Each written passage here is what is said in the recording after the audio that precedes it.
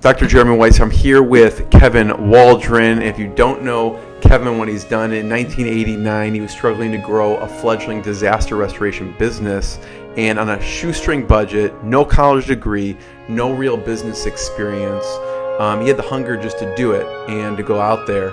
And what he did was he grew his company to a regional powerhouse with 5 offices, over 200 employees, $24 million in sales. You fast forward, he sold his company to a national franchise, and after a few years, he is, basically helping other people have breakthroughs. And so I love Kevin's thoughts and leadership. And one of the things, Kevin, that you talk about is you talked about don't wobble and stay true to what you wanted. What do you mean by wobbling? Good question. Wobbling for me is, I work with some really talented entrepreneurs, and when we get together, we create or we invent big games for them to play, right? Because they're typically trying to get to that next level of success or next level of fulfillment.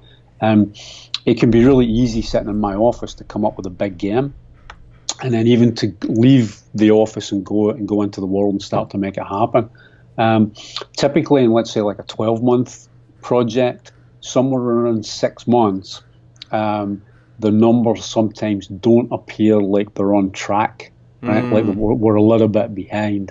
And that for me is a lot of times when the wobble comes in. Right? So the wobble to me looks like we said we were going to do $5 million in sales this year, in additional sales, and we get halfway through and we're on track for 4 million and not 5. So rather than doubling down and going, all right, what do we need to do to get 5? Because 5 is what we really wanted. We start to rationalize, right? We start to make excuses. 4 is pretty good anyway. Exactly. Well, yeah, 4's pretty good. Yeah, I'd probably guess, 4 is great. Most people don't do 4 anyways. If I hit 4, right, I'd be happy. Right, and everybody listening knows that conversation because we've all done it, including me. And for me, it's just it's a time I can rationalize all day long. Some people do it for a living, right? Yeah.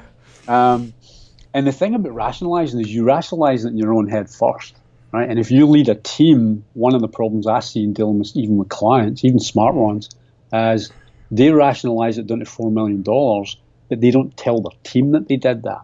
So they're inauthentically playing the game inside their own companies. Everybody else in the company thinks it's 5 million, but they've really succumbed and surrendered and they're playing at 4 million. They've settled. But the reality is, it's a game that you made up, right? You completely make it up, and a little bit of circumstances pop up, and all of a sudden, you want to wobble. Totally natural, but what I've, in my experience and how I coach clients, is don't wobble. Like when you start to wobble, you want to do a couple of things. The first thing is you want to get clear again on what your commitment was, right? Get clear again. So if it was 5 million and you've got 6 months to go, there's plenty of time left in the game to make the adjustments, but you got to recommit. And recommit sometimes is as simple as just saying to yourself, no, that is my game and I'm not coming off the field. And you may not even know how to do it. You might not even know which strategies you have to do at this moment in time, but you're clear about the number again. Yeah. It's a mindset at that point. Is it a mindset? I don't know, when you said that, it made me think of like a sports player who like injures their ankle in whatever, the Super Bowl, and like, I'm not coming out. Like they just made up their mind, right? Whatever. And the reality for me is, I mean, I'm not an idiot. Sometimes you play games and you don't win every game you play. Yeah. Right? But here's the deal. You don't get to give up 6 months into the game. You play the game for 12 months and then you look up and you either won the game or you didn't. But how did you play the whole way through? Because how you played, if you played the game well the whole way through the year, it almost doesn't matter if you make the 5 million. Because if you played the game properly, you'll see how to make the adjustments for the next year. Totally. So you return your commitment, and then you also talk about getting really clear. How do people do that? So I have this little joke, like if you only want to throw one ball, and what that means is if I'm playing with my dog and she loves to fetch balls, she can fetch balls all day long. But if I threw 3 balls out there, she gets the Scooby-Doo look like, what do you want me to chase? Right? Just throw one ball. So you got to land. It's either 4 million or it's 5, but it can't be both. And there's something about, I got this when I went to the extraordinary golf school, that whatever the target you have, the target draws out the technique, right? You don't even necessarily need to know exactly how to get there, but by just having the $5 million number there, you'll see what strategies to take if you're clear about what the one number is. So return to commitment, get clear again. Anything else? Yeah, once you get clear, get moving. Right? Like there's nothing else to do. You're back on the field. You've re-engaged yourself. Make sure you re-engage your team.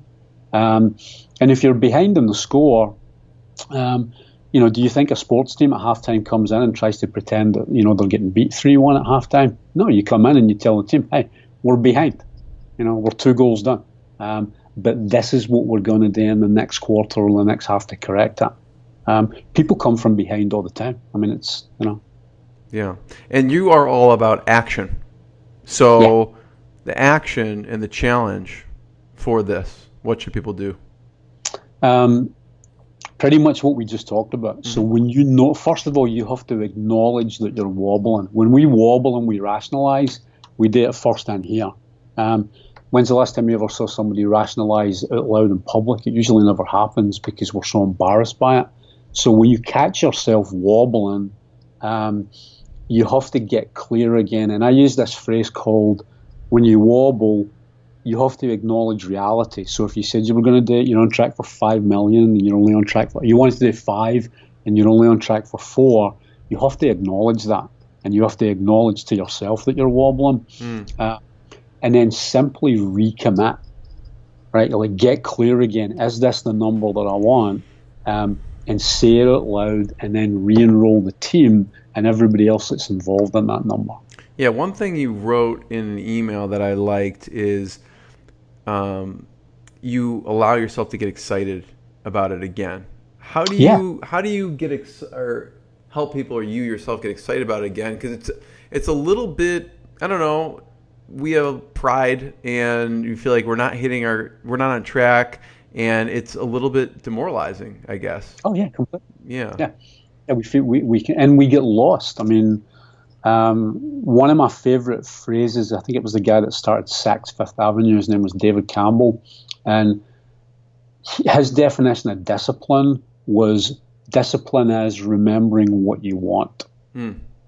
Right. So it wasn't like, grind and muscle or whatever. It was simply remembering what you wanted, right? So there's that thing about returning to your commitment.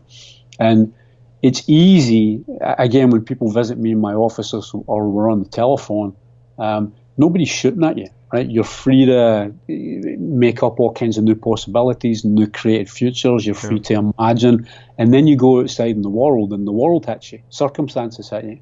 So you forget. Circumstances in life sometimes will make you forget who you are and what you're up to, right?